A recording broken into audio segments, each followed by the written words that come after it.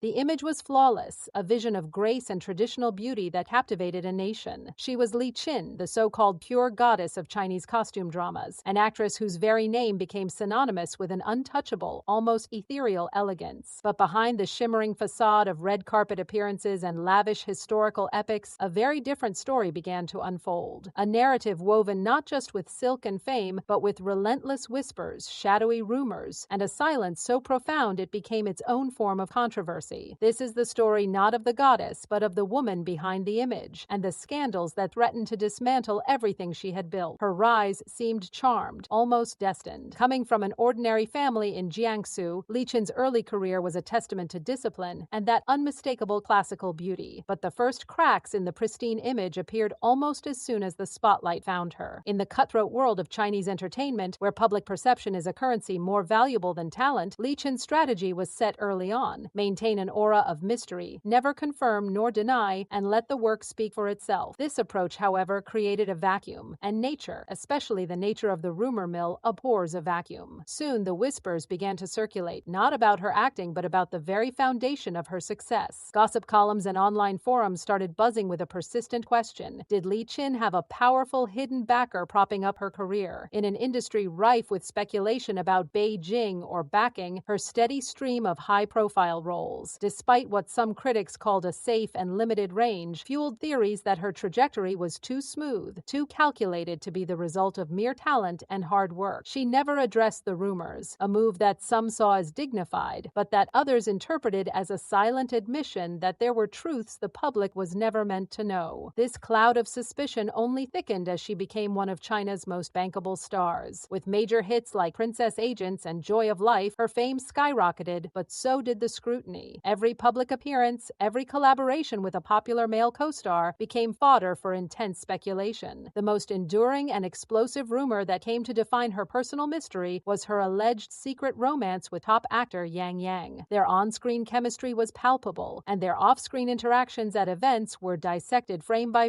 fans and anti-fans alike. The internet flooded with evidence, lingering glances, matching accessories, and accounts from supposed insiders claiming the relationship was an open secret in the industry. The couple, however, maintained an absolute wall-like silence. For years, this rumor followed them, a ghost story in the halls of Chinese entertainment. This silence was a double-edged sword. It protected her from the volatility of a public relationships breakdown, but it also led millions to believe she was hiding a monumental truth, making her seem duplicitous rather than private. Fans couldn't believe their idol might be secretly involved, while critics accused her of using the rumor for publicity, creating a will they won't they narrative that kept her name constantly trending. Just as the romance rumors began to settle, a new and more invasive controversy erupted, this time targeting the very source of her appeal, her face. As Li Qin transitioned through her late 20s and into her 30s, sharp-eyed netizens began to notice subtle changes in her facial structure. Side-by-side comparison photos flooded social media, with commentators pointing to a slimmer jawline, a higher nose bridge, and more pronounced cheekbones. The speculation was brutal and widespread. Had the pure goddess succumbed to the pressure of impossible beauty standards and gone under the knife? In China's entertainment industry, where cosmetic enhancements are common yet often denied, this became a hot-button issue. Her supporters rushed to her defense, attributing the changes to makeup, lighting, and natural aging. But the critics were merciless, using the speculation to undermine her authenticity, the very quality she was most celebrated for. They argued that if she was willing to alter her natural God-given beauty, then her entire image was a constructed facade. Once again, Li Qin offered no explanation, no clinic visit to debunk the claims. Her silence, while legally prudent, was interpreted by the public as a confirmation of guilt in the court of popular opinion, further eroding the pure and natural image that had made her famous. The professional criticisms, however, cut deeper than any personal rumor. As the 2020s progressed, a new wave of actresses like Zhao Lucy and Dilraba Dilmurat began to dominate the scene. These stars were bold, charismatic, and strategically diverse in their roles, embracing modern comedies and gritty characters that showcase their range. Li Qin, in contrast, seemed trapped in her own success. Project after project saw her return to the costume drama genre, playing variations of the same elegant, poised heroine. The release of My Dear Guardian, a modern military romance, was meant to be her pivot, her moment to break the mold. Instead, it backfired spectacularly. The drama was panned by critics and audiences alike, criticized for its weak script and a perceived lack of chemistry between the leads. For the first time, the narrative shifted from she's typecast to she can't act outside her type. Netizens speculated openly, was Li Qin's talent limited to looking beautiful in historical costumes? Was she a one-trick pony being outstripped by more versatile and daring competitors? The backlash was fierce, with online bullies using the drama's failure as proof that her career was built on sand, sustained by backers and beauty rather than genuine skill. This period marked a critical juncture. The whispers about backers, the unresolved romance sagas, the plastic surgery allegations, and now the career stagnation, all these controversies coalesced into a single damning public perception that Li Qin was a product carefully manufactured and protected, but lacking the substance to evolve. The very strategy that had shielded her for a decade, silence and stability, was now her greatest liability. In an industry that craves authenticity and reinvention, she was seen as too safe, too calculated, and too afraid to take real risks. The question was no longer about who she was dating or what she had done to her face, but a more profound one about her legacy. Would she be remembered as a timeless icon or as a beautiful cautionary tale about the perils of playing it too safe? Her future and her place in the turbulent history of Chinese entertainment hinges on her next move. Will the silence finally break, or will the whispers eventually become the only story left to tell?